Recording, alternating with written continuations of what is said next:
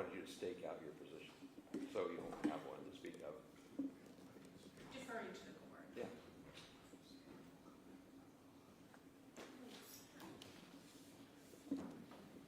Something else, Mr. Ryan? No. So it's a privilege and a right of the defendants to use or waive.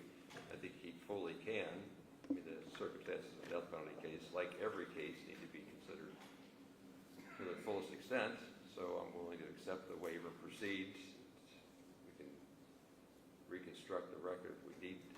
It's how you want to handle it. So I appreciate the fact you want to be productive when it comes down to it, Mr. Collins, Mr. Hayes. So we'll go ahead without it. I sent an email out where I outlined what I thought we needed to do today. And it doesn't necessarily have to be in that order because I didn't bring the email. But there are a lot of issues to go with. So I'm willing to, I guess, tip it off. But there's motions from the victim's perspective. So, Ms. Gall, how do we want to go about those? Do you have a preference? Good morning, Your Honor. Maureen Gall on behalf of victim TR and representative TR. I don't have a preference. I think based on the defense's response. Hang on. Now go. Based on the defense's response, pointing out that there hasn't been a legal finding of TR as a victim, it probably makes sense to start there. If he's not found to be a victim by this court, then he wouldn't have any rights after that. So that might be the best place to start. And that was the most recent motion that was filed on April 7th, 2025. The designation as motion for designation as victim and request for judicial notice as victim representative. Is that too fast, Joanne? A little bit, we're all right. Sorry, I can slow down. Most of us understand that we speak faster than people can write. Yes. We don't think about it because it's not our job. I've suggested to the court reporter anytime she needs to stop the whole thing, she will. All right, just wave me down. So when Mr. Collins hands her papers while you're talking, it gets a little overwhelming. But we all do it inadvertently. No big deal. Did you get all that from everybody? Yes, sir. Thank you. So there was a response from the defense. We'll just take it in that order. You're welcome to go first with your motion with regard to victim designation. Okay, Your Honor. Thank you, and may it please the court. So I guess procedurally, it might make sense to go through how we got here. Judge Corbin did issue a decision denying the defendant's change of venue request back in November of 2023. Were we on victim's representation? Yes, but they raised the issue in their response to change of venue. I know, so I but wasn't sure. I asked you to talk about the victim representation, not change of venue. Okay. Thank you. So the victim definition under Ohio Constitution, Article 1, Section 10AD, and Revised Code Section 2930-01H, is an individual who is directly and proximately harmed by the criminal offense. Victim TR is the brother of a deceased victim.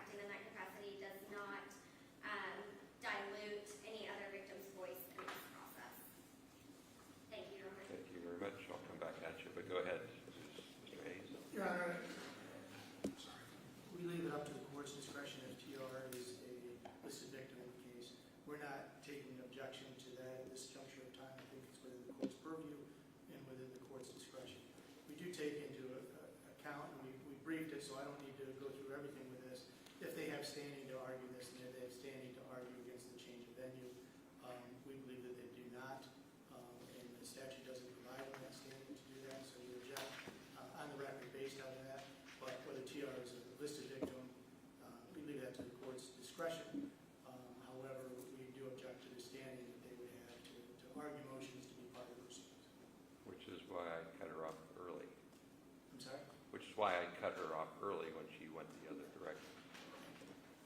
Back to you, Ms. Gull. Your Honor, in response to standing, victims do absolutely have standing to assert their rights and challenge any denial of their rights. What are their rights? They have the right to be present, the right to be heard. Those are the two that are most prominent today. No. You don't get a budget. What are their rights? They have rights under the Ohio Constitution. I understand. Article What are they? Section 10A. You want me to list all of them? I don't have them in front of me, but they have the right to be present, the right to be heard, the right to restitution, the right to object to unreasonable delay, the right to fairness and respect for their safety, dignity, and privacy. They have the right to an attorney, but not an appointed one, and that's under the revised code section.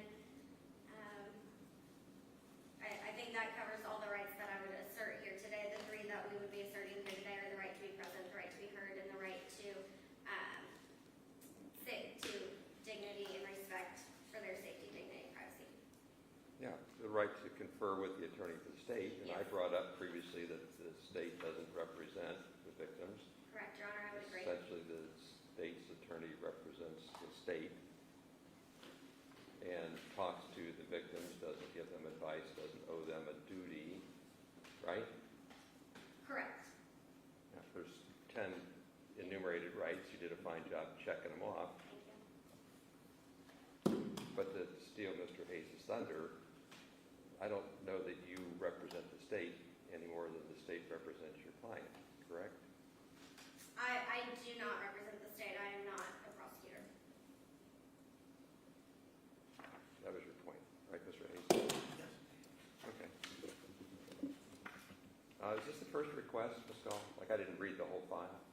In this case, was there a previous request to designate TR as the victim's representative? No, Your Honor, I only brought that to the court's attention based on the response and the change of venue motion from the defense. Okay. Like, I only started this last June, so, and you got here after that. Yeah, I didn't come in until December, so But I'm behind. Like, in your experience, has there been a deprivation of your client's 10 enumerated rights? Your Honor, we appealed the change of venue decision from this court based on the argument that they were not heard at that hearing about how a change of venue would impact their right to be present. And the Fourth Appellate District said that the decision we appealed was not final because the venue had not yet been changed, and so they couldn't weigh in on anything else.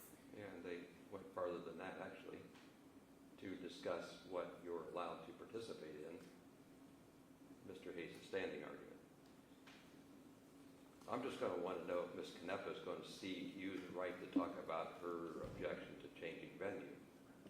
So let's put you on the spot and let me know if you consider her now representative of the state to argue the motion that you oppose. Your Honor, yes.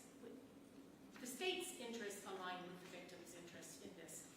Yeah, but that's not the same as ceding representation, so I need to know if she's speaking on your behalf. Your Honor, I can answer that. I or didn't not. ask you, I want her opinion because it's her turn to talk. I know you don't know you have opinion, but I need her position. I think it was, I think it's tricky, I guess, because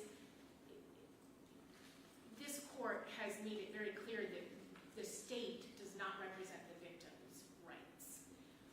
And while I did make those arguments during the change of venue, some of those arguments, the hardship that this created on the victims and basically operates as an exclusion of them from the hearings.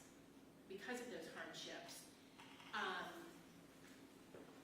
it was our understanding from the court's position that if they wanted to be heard on that matter, they needed to have their own attorney asserting those rights for them. And that's when Ms. Gallup became their attorney, so that she could directly represent their interests.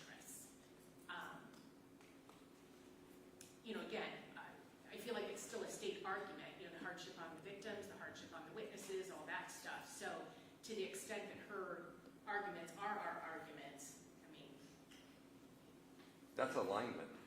I agree that you're aligned on your expectations and goals and philosophy. But mine's a question of representation and whether her speaking is you speaking. Her legal duty to represent the client is